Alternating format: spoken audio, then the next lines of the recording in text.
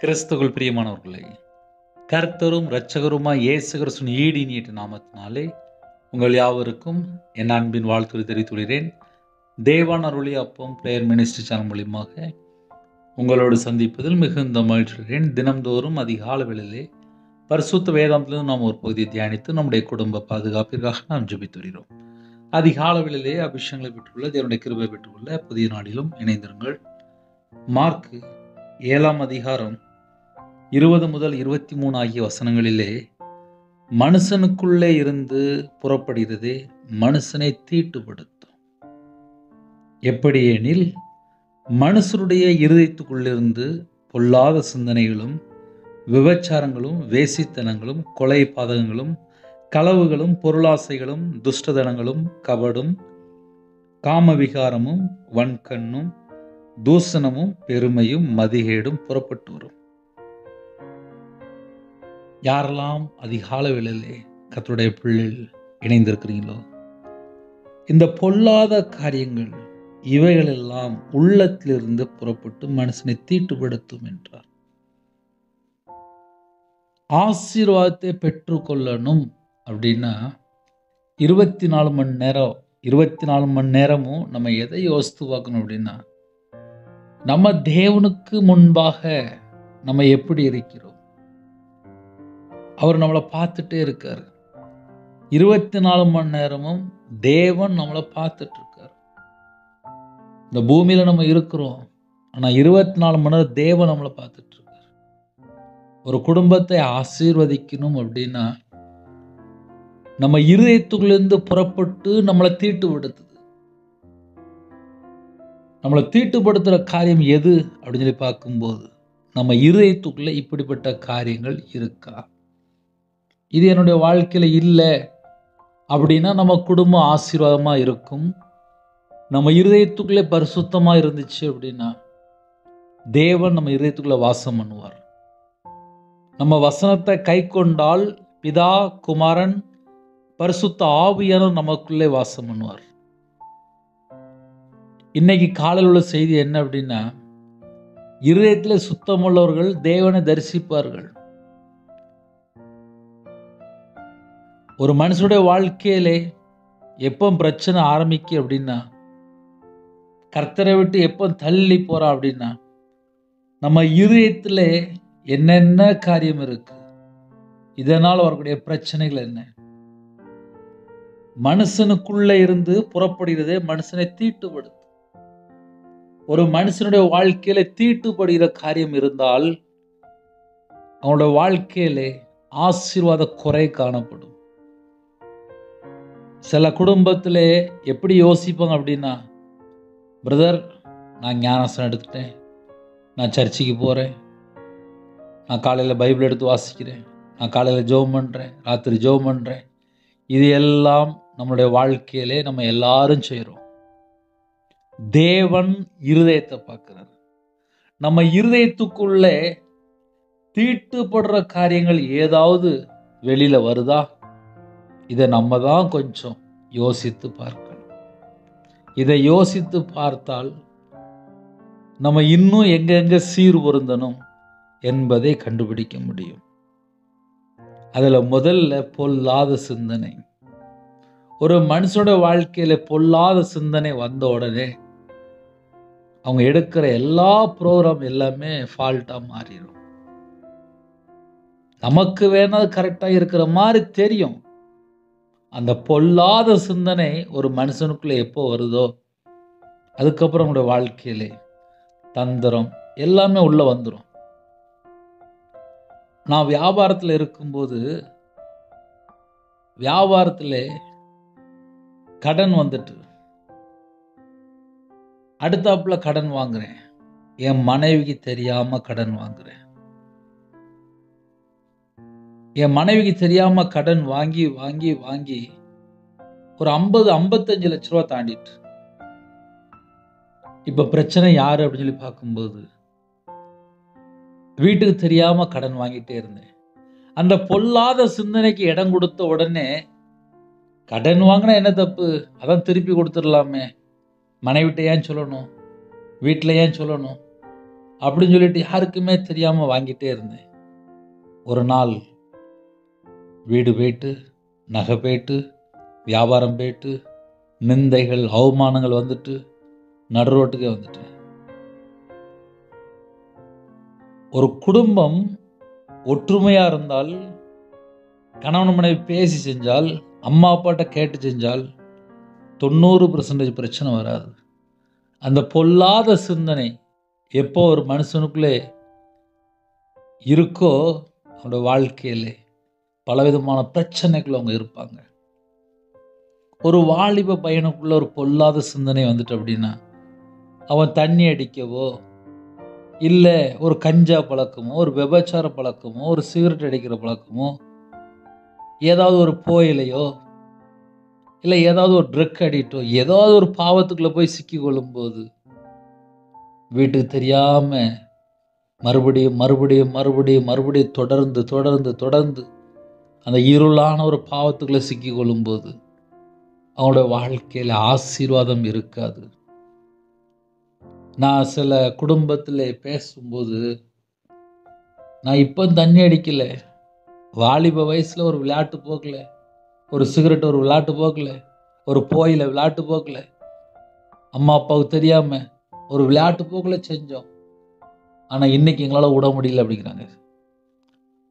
ஒரு மனுஷனுடைய வாழ்க்கையில இயேசுட்ட வரும்போது எல்லாமே மாறிடும். நம்ம இருதயத்துல என்னென்ன காரியம் இருக்கோ, அப்பா என்கிட்ட பழக்கம் இருக்கு, எனக்கு இதுல இருந்தும் எனக்கு ஒரு விடுதலை வேணும், என் சிந்தனை பொல்லாத சிந்தனையா இருக்கு, நான் யோசிக்கிற காரியங்கள் தப்பு தப்பா யோசிக்கிறப்பா, இது எனக்கு வேண்டாம், என் சிந்தனையை பரிசுத்தப்படுத்துங்க, என் சிந்தனையை பரிசுத்தப்படுத்துங்க, உங்க ரத்தத்தினால கழுவி என்னை பரிசுத்தப்படுத்துங்க. தேவனோடு ஒப்புரவாகணும். எப்படி ஒப்புரவாகணும் அப்படின்னா, என் வாழ்க்கையில் இப்படி ஒரு காரியம் இருக்குப்பா, என்னை மன்னிச்சிருங்க, என்னை பரிசுத்தமாக்குங்க, உங்க ரத்தத்தினால கழுவி என்னை சுத்திகரிங்க அப்படின்னு சொல்லி நம்ம தனிப்பட்ட தேவனோடு தொடர்பு எப்படி இருக்கு, இப்படி நம்ம யோசித்தால் நம்ம சிந்தனை பரிசுத்தமாக்கப்படும். நம்ம சிந்தனை பரிசுத்தமானால் மட்டும்தான் நம்ம வாழ்க்கை ஆசீர்வாதமா இருக்கும். நம்ம இருதயத்துக்குள்ளேருந்து புறப்படுறதே மனுஷனை தீட்டுப்படுத்துமா. அப்ப தீட்டுப்படுத்துறது எங்க இருந்து கிளம்புது அப்படின்னா, நம்ம இருதயத்துக்குள்ள இருந்து கிளம்புது.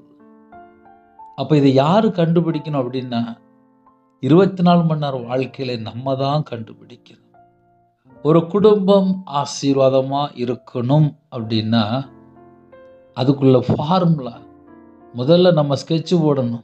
என்கிட்ட எங்கெல்லாம் மிஸ்டேக் இருக்கு, நான் கர்த்தரை விட்டு தள்ளி போற காரியம் என்கிட்ட ஏதாவது இருக்கா, என் குடும்பம் ஆசீர்வாதமா இருக்கணும் அப்படின்னு சொல்லி யாரெல்லாம் நம்ம அதிகால வேளையிலே ஒருமனப்பட்டு ஜெபிக்க போறோமோ, கர்த்தருடைய பிள்ளைகள், நம்ம இருதயத்துக்குள்ளே கர்த்தரை விட்டு தள்ளி போற ஒரு கசப்பான காரியம் ஏதாவது இருக்கா, அதை நம்ம கொஞ்சம் எந்தெந்த பகுதியில் நம்ம குறையா இருக்கிறோம்.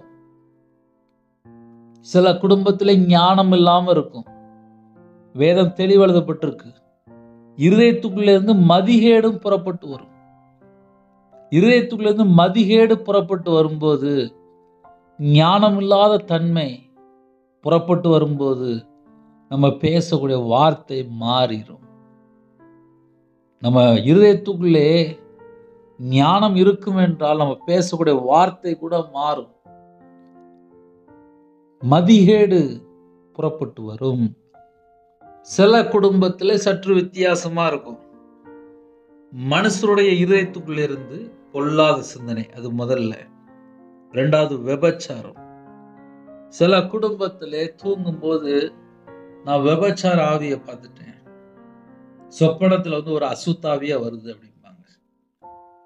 இவங்களுடைய வாழ்க்கையில இவங்களுடைய கண் எப்படி இருக்கு, இவங்களுடைய பேசுற வார்த்தையில இச்சையான வார்த்தை இருக்கா, இல்ல இவங்களுடைய ஃப்ரெண்டு சரியில்லையா, இவங்களுடைய பழக்க வழக்கம் சரியில்லையா, இல்ல செல்போன்ல பாக்குற காரியமா, இல்ல டிவில பாக்குற காரியமா, இல்ல தவறான காரியம் ஏதாவது இருக்கா, இல்ல தவறான ஒரு பழக்க வழக்கம் இருக்கா? இதெல்லாம் கண்டுபிடிச்சா மட்டும்தான் அவங்களோட வாழ்க்கையில அவங்க விடுதலையாக்கப்பட முடியும். இருதயத்துக்குள்ள இருந்து விபச்சாரங்களும், வேசித்தனங்களும், கொலை பாதகங்களும், அப்ப இருதயத்துக்குள்ள இருந்து எதெல்லாம் புறப்பட்டு வரும்னு சொல்லி பார்க்கும்போது, விபச்சாரம், வேசித்தனம், கொலை பாதகங்கள். சில குடும்பத்துல எப்படி அப்படி சொல்லி கேட்கும்போது, சின்ன வயசுல நான் கர்த்தரை விட்டு தள்ளி போயிட்டேன் அப்படிம்பாங்க. அதுக்கப்புறம் உங்களுடைய வாழ்க்கையில ஃபுல்லா கேடான காரியமா இருக்கும். அந்த விபச்சார எண்ணங்கள், வேசித்தனங்கள், கொலை பாதகங்கள் உள்ள வரும்போது அவங்களோட வாழ்க்கையில நிம்மதி இருக்காது, ஆசீர்வாதம் இருக்காது, ஒரு நல்ல தூக்கம் இருக்காது, அவங்களால ஜெபிக்க முடியாது, வேதத்தை தியானிக்க முடியாது, தேவனுடைய சமூகத்துல இருக்க மாட்டாங்க, அவங்களால பரிசுத்தமா வாழ முடியாது. ஏன்னா இருதயத்துக்குள்ள இருந்து வேசித்தனம், இருதயத்துக்குள்ள இருந்து விபச்சாரம், இருதயத்துக்குள்ள இருந்து கொலை பாதகங்கள். சில குடும்பத்துல அன்பே கூற மாட்டாங்க. நம்ம முழு பைபிளை வாசித்து பார்த்ததுல பிதாவாகி தேவன் அன்பா இருக்காரு. இயேசு கிறிஸ்து நமக்கா ஜீவனை தந்தார். அவர் அன்பாகவே இருக்கிறார். பரிசுத்த ஆவியானவர், அவர் அன்பின் ஆவியானவர். அவருடைய கற்பனை முதல்ல தேவன்ட்ட அன்பு கூறணும், இரண்டாவது உன்னை போல பிறனை நேசிக்கணும். முழு இருதயத்தோடு, முழு ஆத்துமாவோடு, முழு மனதோடு, முழு சிந்தையோடு, முழு பலத்தோடு. அவ்வளவுதான், முடிஞ்சிட்டு. நம்ம இருதயத்துக்குள்ளே நம்ம வேற எதையாவது கொண்டு போய் வச்சாச்சு அப்படின்னா நம்ம முழு இருதயத்தோடு தேவன்கிட்ட நம்ம அன்பு கூற முடியாது. இன்னைக்கு சில குடும்பத்துல ஞாயிற்றுக்கிழமை சர்ச்சுக்கு போக மாட்டேங்கிறாங்க. அதுக்கு பின்னாடி என்ன காரணம் தெரியுமா? அவனுடைய முழு இருதயம் தேவனை சார்ந்து இருக்கல, அவனுடைய முழு சிந்தனை தேவனை சார்ந்து இருக்கல, அவங்க முழு மனதோடு தேவனை தேடல, முழு ஆத்துமாவோடு தேவனை தேடல, முழு பலத்தோடு தேவனை தேடல. அதனாலதான் நிறைய குடும்பத்துக்குள்ளே பிரச்சனைகள், போராட்டங்கள். அப்ப நம்ம இருதயம் சுத்தமா இருந்துச்சு அப்படின்னா கண்டிப்பா ஆசீர்வாதம். ஒருவேளை சில குடும்பத்துல யோசிப்பீங்க, பிரதர் நாங்க நல்லா தான் பிரதர் இருக்கோம், நாங்க சரியா தான் பிரதர் இருக்கோம் அப்படிம்பாங்க. தேவனுடைய பார்வையிலே நம்ம எப்படி இருக்கிறோம் என்று யோசித்து பார்த்தால் நலமாக இருக்கும். ஏன்னா சில குடும்பத்திலே மனைவிக்கு தெரியாம தேவையில்லாத காரியத்துல போய் சிக்கி கொள்வாங்க.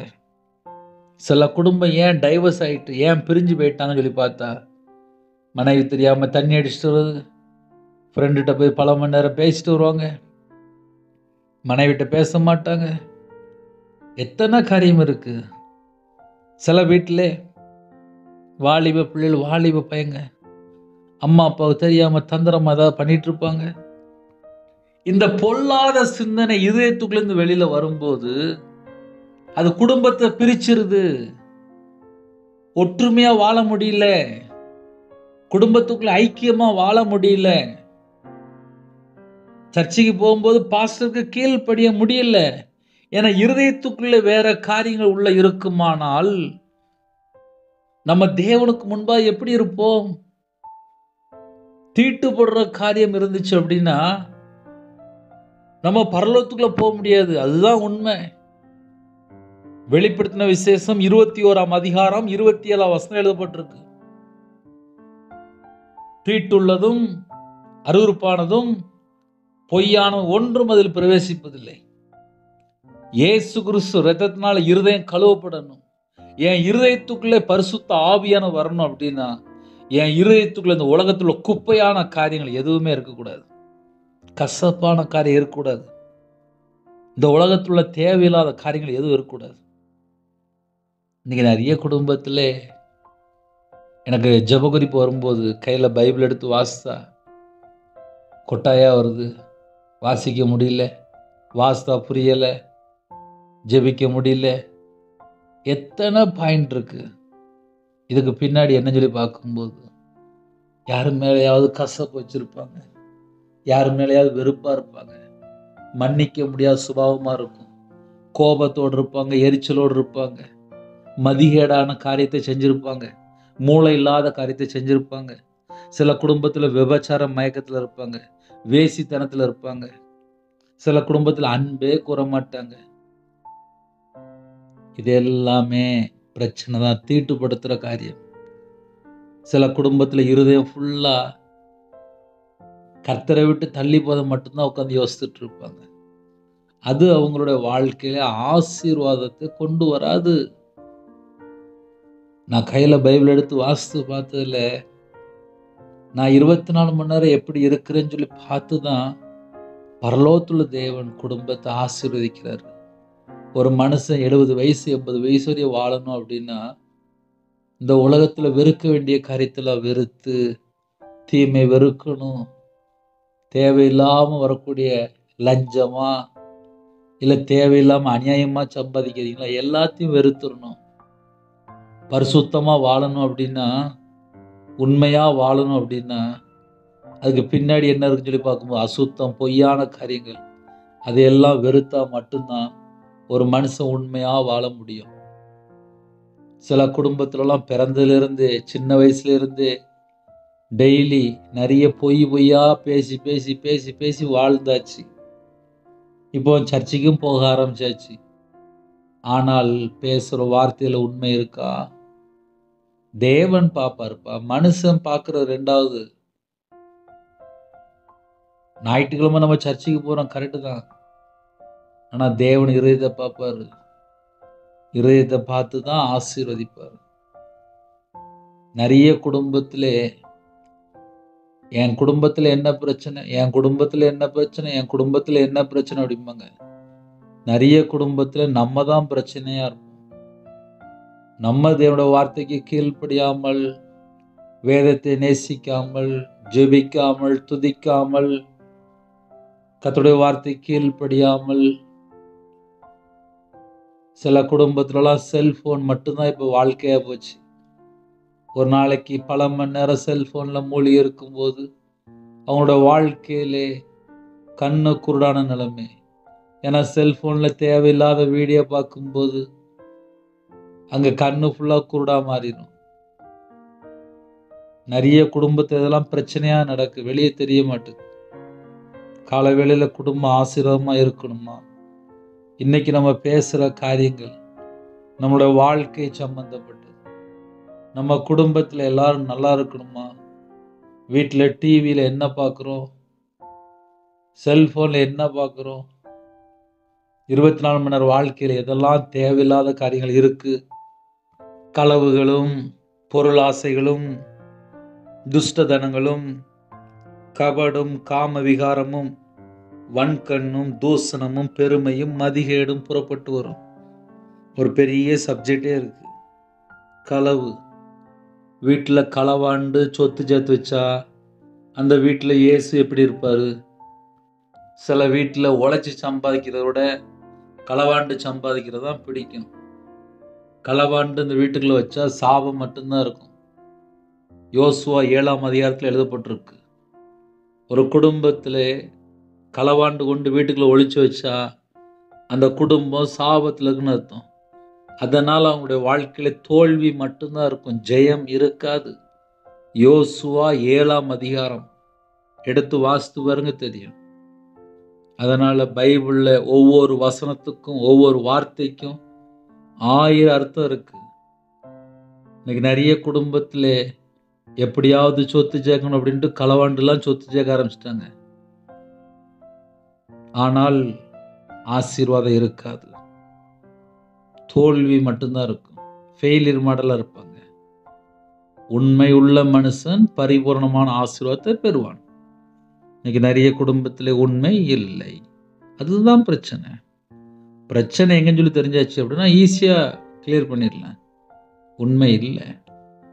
கால வேளையிலே கர்த்தருடைய பிள்ளைகள், கணவன் மனைவி உண்மையாக வாழ்கிற கற்பனைங்க.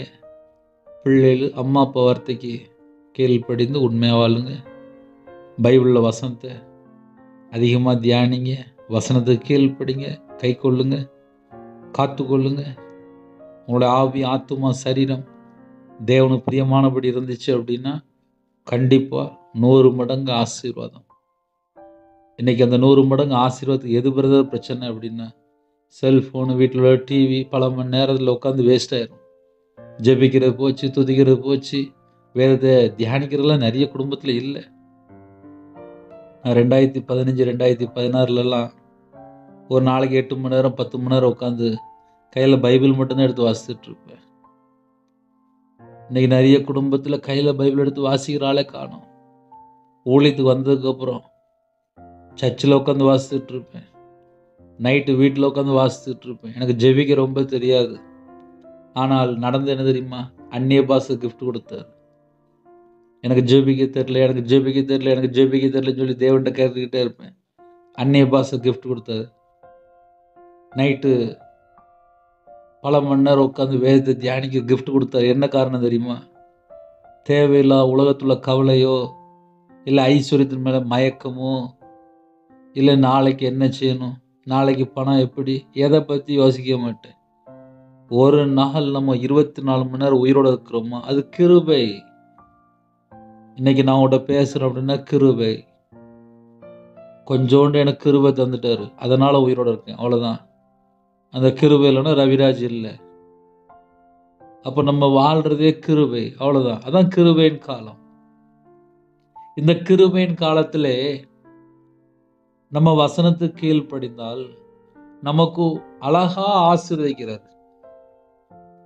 சில குடும்பத்தில் பொருள் ஆசை, அது விக்கிரகாராதனைக்குள்ள போயிரும். சில குடும்பத்தில் வீட்டில் எல்லாமே இருக்கும், ஆனால் மறுபடியும் போய் பர்ச்சேஸ் பண்ணிக்கிட்டே இருப்பாங்க. எங்கள் வீட்டில் ட்ரெஸ் எக்ஸ்ட்ரா இருந்துச்சு அப்படின்னா நேராக கிராமத்துக்கு கொண்டு போய் யார்கிட்டயோ கொடுத்துட்டு வந்துடும். நேற்று கூட மனைவிட்ட பேசிட்டு இருக்கும்போது என்கிட்ட இருக்கிற கொஞ்சம் ட்ரெஸ்ஸை கொண்டு போய் யார்கிட்டயோ கொடுத்து வரணும் அப்படின்னு. எனக்கு வேண்டாம் அப்படின்னா உடனே வேற யார்கிட்டயோ கொண்டு போய் கொடுத்துடணும். இன்னைக்கு சில குடும்பத்தில் எல்லாமே எக்ஸ்ட்ரா எக்ஸ்ட்ரா எக்ஸ்ட்ரா எக்ஸ்ட்ரா. பொருளாசைக்குள்ள பேரக்கூடாது. ஒரு குடும்பத்தில் ஒரு வீட்டுக்கு போயிருந்தேன், ஊழியக்காரங்க வீடு தான். அந்த வீட்டுக்குள்ள போகும்போது ஒரு ரூம் ஃபுல்லாக துணியாக இருக்கு. இருக்கிறத பார்த்தா 4 பேர். நான் சொல்கிற துணி எவ்வளோ அப்படின்னா கிட்டத்தட்ட ஒரு 500 600 700 துணி கிட்ட போயிட்டுருக்கோம். துணி மட்டும்தான் ஒரு ரூம் ஃபுல்லாக. நம்ம வீட்டில் நம்ம ஒரு நாள் உயிரோடு இருக்கிறோம் அப்படின்னா அது தேவனுடைய கிருபை. ஏழை எளிய ஜனங்கள், எத்தனையோ ஜனங்கள் ட்ரெஸ் இல்லாமல் இருக்கிறாங்க, எத்தனையோ இல்லாமல் இருக்கிறாங்க, பணம் இல்லாமல் இருக்கிறாங்க, கவனிப்பு இல்லை. யாரெல்லாம் இந்த செய்தி கேட்குறீங்களோ, நம்ம இருதயத்துக்குள்ள எந்த ஒரு காரியத்திலுமே ஆசைப்படக்கூடாது. பொருளாசை வேண்டாம். பார்த்ததெல்லாம் வாங்கி வாங்கி வாங்கி வாங்கி வாங்கி லாஸ்ட்டு பார்த்தா லட்சக்கணக்காக கடனில் போய் நிற்கி. நான் உள்ளதான்ப்பா சொல்கிறேன். தேவன் எல்லா குடும்பத்தையும் ஆசீர்வதிக்கிறார். ஒரு குடும்பத்துக்கு குறைஞ்சது ஒரு 10,000 ரூபா, 12,000 ரூபா, 15,000 ரூபா, 20,000 ரூபா, 2 லட்சம் ரூபா, 3 லட்சம் ரூபா, 5 லட்சம் ரூபா, எல்லா வீட்டுக்குள்ளேயும் வருமானம் வரத்தான் செய்யுது. ஆனால் கடன் பார்த்தா 50 லட்சம், 1 கோடி, 2 கோடி. காரணம் யாரு? கடன் வாங்க வாங்க வாங்க, அது குட்டி போட்டு பல லட்சங்கள் ஆயிருக்கு. நிறைய குடும்பத்தில் சம்பளம்லாம் வருது. சில குடும்பத்தில் 2 பேர் 3 பேர் சம்பாதிக்கிறாங்க. ஆனாலும் மாசம் மாசம் கடன் தான். இஎம்ஐ இல்லை ஃபைனான்ஸ் இல்லை வெளியே வாங்கியிருப்பாங்க, எங்கேயாவது பணம் போயிட்டே இருக்கு. ஒரு குடும்பத்திலே தீர்மானம் எடுத்து வீட்டுக்குள்ள கரெக்டாக இருந்து எதை எப்படி செலவு பண்ணணும், ஞானமாக செலவு செஞ்சால் கண்டிப்பாக அந்த குடும்பம் ஆசீர்வாதமாக இருக்கும். ஞானமாக செய்யணும். ஒரு குடும்பத்தில் தீர்மானம் எடுக்கணும். ஒரு வீடு கட்டுறீங்களா, திருமணம் முடிக்கிறீங்களா, ஒரு வியாபாரம் தொடங்குறீங்களா, ஒரு கம்பெனி தொடங்க போறீங்களா, ஒரு வண்டி வாங்க போறீங்களா, எல்லாமே முதல்ல தீர்மானம். ஒரு மனுஷனோட வாழ்க்கையிலே ஞானம் இருந்துச்சு அப்படின்னா 90% பிரச்சனை அவங்க தப்பிச்சுக்கிடுவாங்க. மதிகேடான காரியம் இருதயத்திலிருந்து புறப்பட்டு வரும்போது அவங்களுடைய வாழ்க்கையை அழிச்சிருது. நான் வியாபாரத்துல இருக்கும்போது மனைவிக்கு தெரியாம கடன் வாங்கிக்கிட்டே இருந்தேன். மதிகேடு, மூளை இல்லாம கடன் வாங்கிக்கிட்டே இருந்தேன். லாஸ்ட் ஒரு நாள் ஊரை விட்டே போயிட்டேன். கடன் தாங்க முடியல, நிம்மதி இல்லை, முடிஞ்சு போச்சு, வாழ்க்கை முடிஞ்சு போச்சு. கர்த்தரா பார்த்து உயிர் பிச்சை போட்டு வச்சிருக்காரு. அவ்வளவுதான். 2025 ரவிராஜ் உயிரோட இருக்க அப்படின்னா கர்த்தருடைய கிருபை மட்டும்தான். சில குடும்பத்துல சொல்லுவாங்க, எங்க அம்மா அப்பா புண்ணியம் பண்ணிக்க அப்படிம்பாங்க. நான் கையில பைபிள் எடுத்து வாசிச்சதுல ஒரு நிமிஷம் நம்ம உயிரோட இருக்கணும் அப்படின்னா தேவனுடைய கிருபை. ஒரு நிமிஷம். நைட்டு படுத்து தூங்கி எந்திரிக்கிறவங்க காலையில எந்திரிச்சாதான் உண்டு. அப்படிப்பட்ட ஒரு வாழ்க்கையில தான் நம்ம வாழ்ந்துட்டு இருக்கோம். ஆனா சில வீட்டுல எப்ப பார்த்தாலும் பெருமை பெருமை பெருமை பெருமை. இந்த பெருமைனாலே நிறைய குடும்பத்துல நிறைய நஷ்டம் வந்துட்டு இருக்கு. பெருமை உள்ளவர்களுக்கு தேவன் எதிர்த்து நிற்கிறார். தேவன் எதிர்த்து நிற்கும் போது ஒரு குடும்பம் எப்படி ஆசீர்வாதமா இருக்கும்? நம்ம நார்மலா யோசித்து பார்ப்போமே. பெருமை உள்ளவர்களுக்கு தேவன் எதிர்த்து நிற்கிறார். எப்ப பார்த்தாலும் பெருமையா பேசிக்கிட்டே இருப்பாங்க. எதனாலுமே பெருமையா பேசிட்டே இருப்பாங்க. அது அவங்களோட வாழ்க்கையிலே நிறைய பிரச்சனைகளை போய் மாட்டிக்கிடுவாங்க. ஆனா ஒரு மனுஷன் ஞானவானா இருந்தால் யார்கிட்ட என்ன பேசணும் எல்லாமே அவங்களுக்கு தெரியும். அப்ப ஞானவான்களா இருக்கும்போது 90% பிரச்சனை அவங்களுடைய வாழ்க்கையில வராது. ஆனால் மூடனோ இல்ல மதிகேடனோ அவங்க வாயிலிருந்து புறப்படுற வார்த்தையினாலே நிறைய தோல்விகள், நிறைய நஷ்டங்கள், நிறைய பிரச்சனைகள், நிறைய இழப்புகள், குடும்பம் பிரிஞ்சு போறது. ஒரு குடும்பத்திலே குடும்பம் பிரிஞ்சு போயிட்டாங்க. அப்ப என்னக்கா என்ன ஆச்சுன்னு சொல்லி கேட்டேன். அண்ணே தண்ணி அடிச்சுட்டு வர்றாருண்ணே, கெட்ட வார்த்தை பேசுறாருண்ணே, ரோட்ல நின்று பயங்கரமா பேசுறாரு, சந்தேகப்படுறாரு, தப்பு தப்பா பேசுறாரு. நானும் அடுத்த நாள் காலையில சொல்லி பார்த்துட்டேன், நைட்டு சொல்லி பார்த்துட்டேன், சண்டை போட்டு பார்த்துட்டேன். என்னையால தாங்க முடியலண்ணே, எங்க அம்மா வீட்டுக்கு கிளம்பி போயிட்டேன். கெட்ட வார்த்தையா பேசுறாருண்ணே, தூசணமான வார்த்தையா பேசுறாருண்ணே, சந்தேகப்படுறாருண்ணே, சந்தேகப்படுறாரு. இதெல்லாம் என்னது? மதிகேடு. மதிகேடு உள்ளே இருந்து புறப்பட்டு வரும்போது ஒரு குடும்பம் பிரிஞ்சு போயிருது. நம்ம நார்மலா காலையில கொஞ்ச நேரம் வேத வசனத்தை நம்ம தியானிக்கும் போது எத்தனை குடும்பத்துல எத்தனை காரியம் நடக்கு. அதனால ஆசீர்வாதம் வேணும் அப்படின்னா கர்த்தரை விட்டு தள்ளி போற காரியம் ஏதாவது கிடக்கா? வீட்டுல காலையில குப்பை இருந்துச்சுன்னா கிளீன் பண்ணுங்க அப்படிம்பாங்க. கொஞ்சம் தூத்து கிளீன் பண்ணுங்க, வீடு சுத்தமா இருக்கட்டும் அப்படிம்பாங்க. ஆவிக்குரிய வாழ்க்கையிலே தேவனுக்கு முன்பாக நம்ம எப்படி இருக்கிறோம் தேவன் பார்த்துக்கிட்டே இருக்கிறாரு. இன்னைக்கு என் மகன் மனம் திரும்பிடுவானா பார்த்துக்கிட்டே இருப்பார். மனம் திரும்பினால் நம்மளை பரிசுத்தப்படுத்தி ஆசீர்வதிக்கிறார். கிருபையினால் நிரப்பி ஆசீர்வதிக்கிறார். வரங்களை தந்து ஆசீர்வதிக்கிறார். கனிகளை தந்து ஆசீர்வதிக்கிறார்.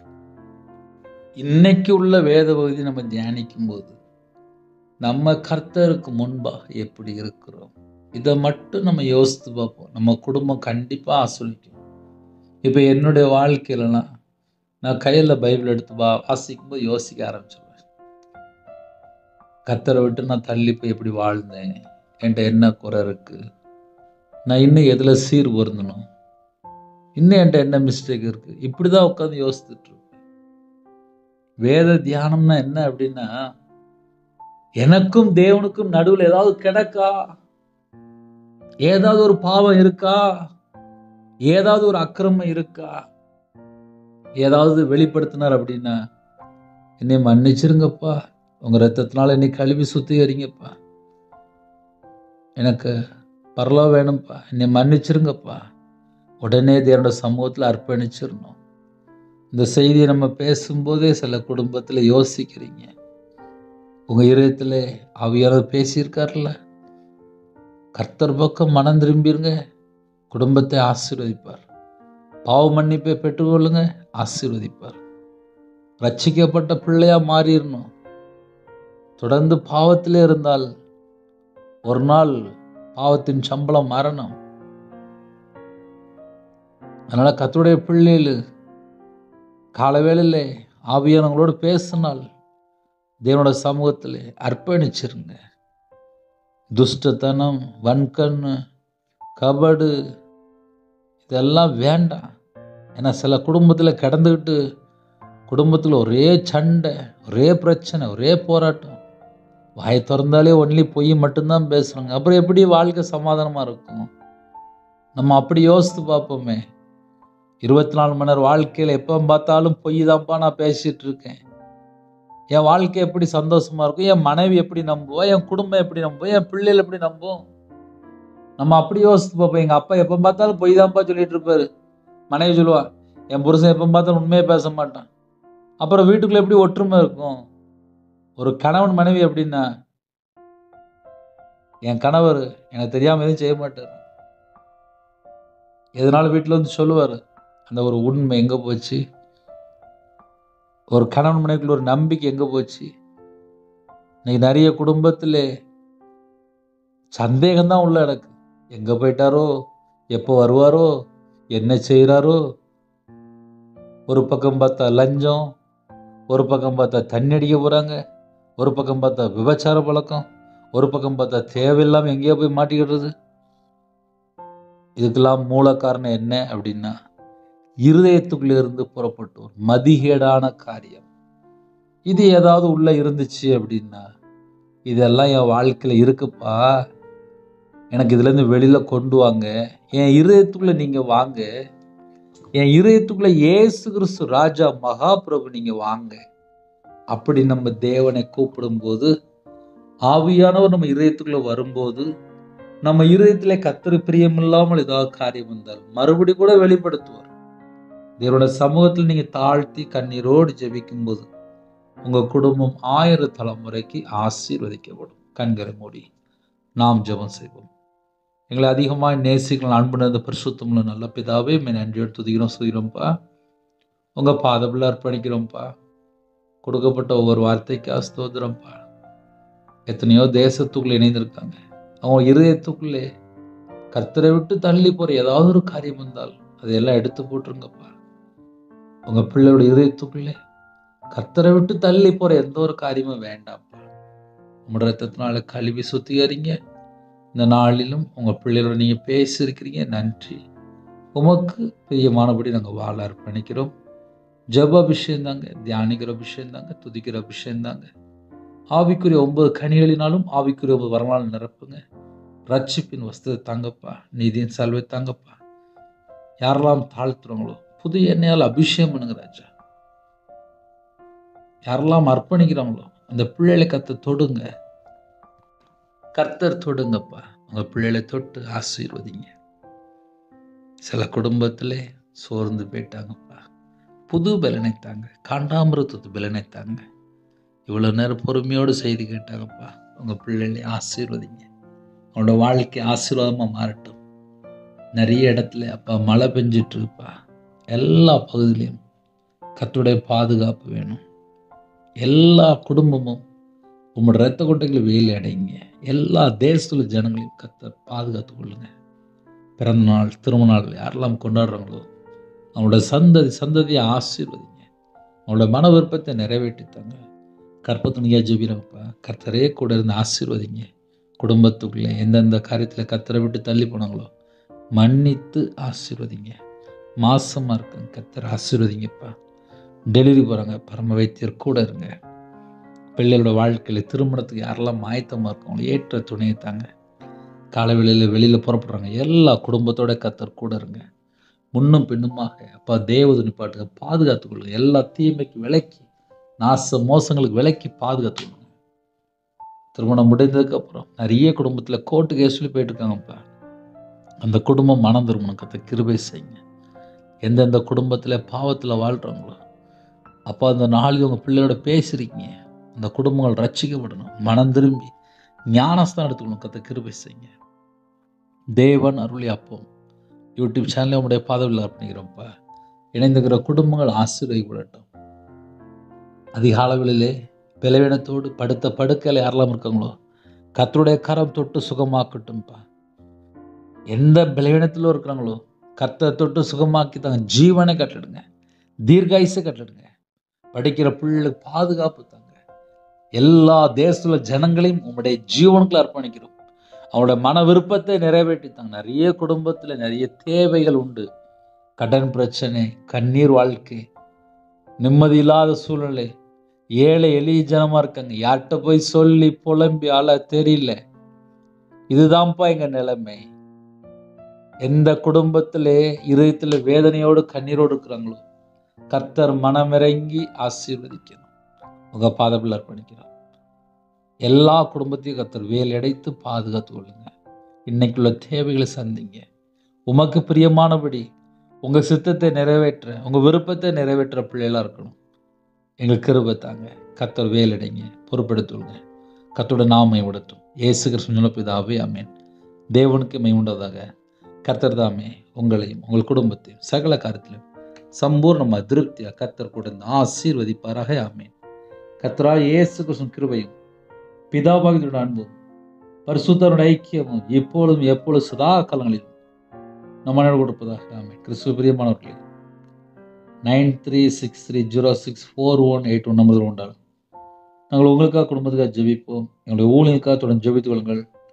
கர்த்தர் உங்களையும் உங்கள் குடும்பத்தையும் சகல காரியத்திலும் சம்பூர்ணமாக திருப்தியாக கர்த்தர் கொடுத்து ஆசீர்வதிப்பாராக. ஆமென். God bless you.